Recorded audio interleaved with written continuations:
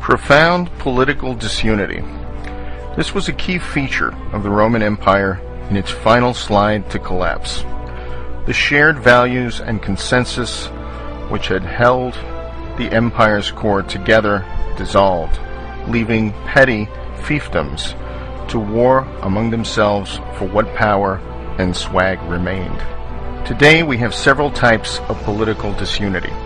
Superficially, the two political theater wings of the Demo-publicans stage a bitter partisan war over whose vision of the U.S. holds an increasingly enfeebled political power.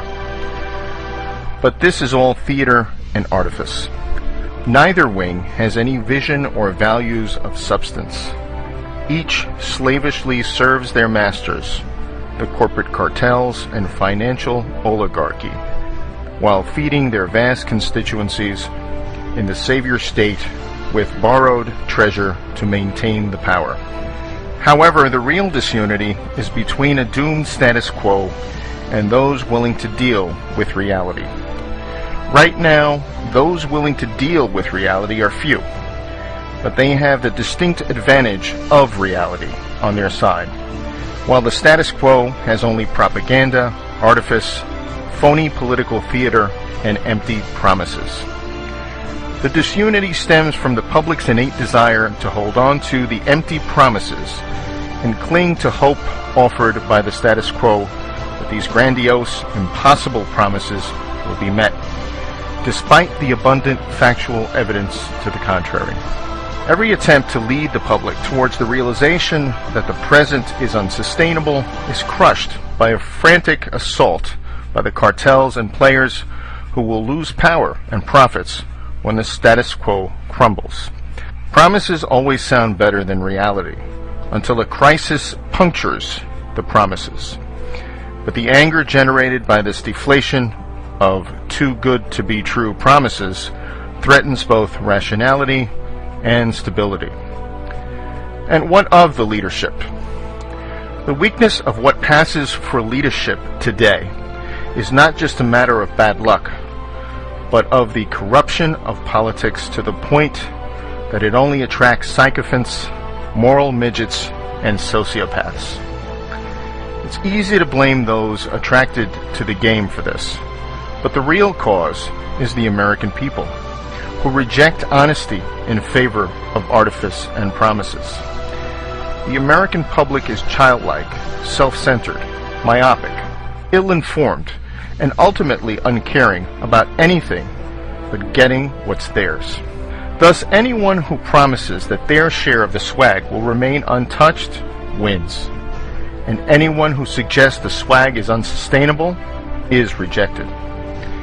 To the degree a nation gets the leadership it demands, then the U.S. is in trouble. We are now a nation of spoiled teens who get to elect their parents. No surprise, the ones who never enforce any penalties, those that have learned never to challenge their own bosses, the kleptocrats, and who dole out the most allowances, win every time. Thus we get leaders who refuse to challenge the financial power elites and cartels because the status quo would devote all of their wealth and influence to defeating such a challenger. And we get leaders who refuse to be honest with the American people because that honesty is rejected as unwelcome. A real leader persuades the public to grow up rather than pander to their primal desires. But such a leader would only have one term of office, let alone be elected at all. A funny thing happens when a nation allows itself to be ruled by kleptocrats. Such rule is intrinsically destabilizing, as there is no longer any center to bind the nation together. The public sees the value system at the top as I, me, and mine. Greed fed by complicity and corruption, and they follow suit by pursuing whatever petty frauds and corruptions are within reach. Tax avoidance, cheating on entrance exams, gaming disability, lying on mortgage and job applications, and so on. Meanwhile, the diverting of national income into a few power centers is also destabilizing. Central planning and market manipulation, as in the formation of bubbles, make things intrinsically unstable, as price can no longer be discovered by unfettered markets. As a result, imbalances grow until some seemingly tiny incident or disruption triggers a cascading collapse. The power elites can't bear to part with any of their power or wealth, so their resistance guarantees systemic collapse. The political leadership cannot challenge the power elite's grip on the nation's throat because the entire status quo has been co-opted or sold out and is now wedded to the oligarchy as their guarantor of financial security. What this leads to is a status quo committed to a sinking ship.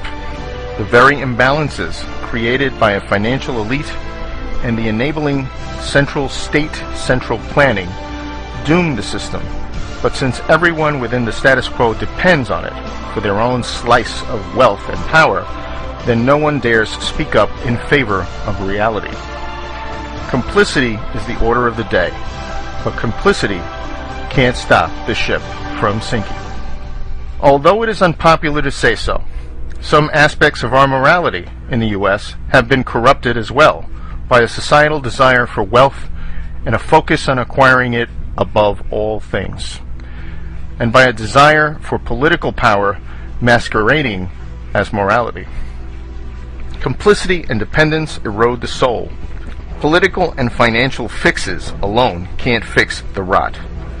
In a fundamentally corrupt, complicit society, rules and laws are routinely evaded, bypassed, undermined, or simply ignored. Making more rules fixes nothing if the rules are merely for show or only for the bottom 99% of us. The status quo and the public both refuse to deal with the reality and instead cling to the Titanic, demanding magical solutions that will keep the doomed ship from sinking. There is no such magic, of course, and so the ship will go down, and disorder will reign. It might take the shape of a financial crisis, such as devaluation or hyperinflation, or it might take a political crisis, such as a quiet coup by elites or an outbreak of resistance to the heavy-handed central state. At the outer boundaries of such disorder, then the nation could split apart or into permutations of civil war.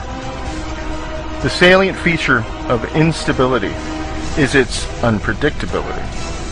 The longer the nation waits to deal with unwelcome realities, the greater the eventual destabilization. What happens as a result of that inevitable destabilization will ultimately be up to us.